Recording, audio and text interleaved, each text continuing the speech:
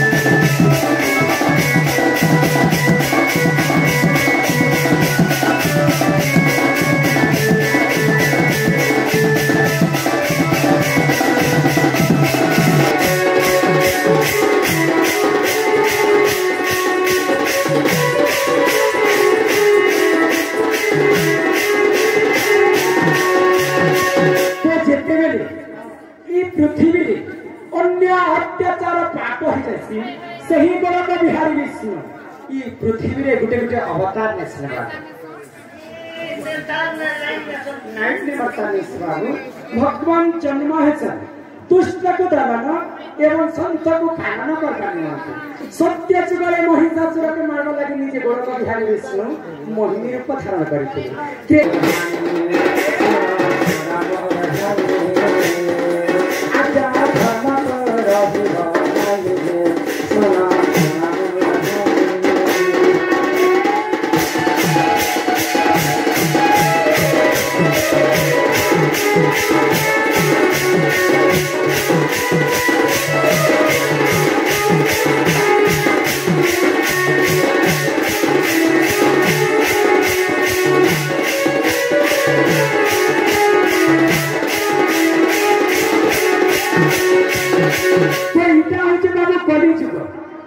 रही कली के चुगी कर चलना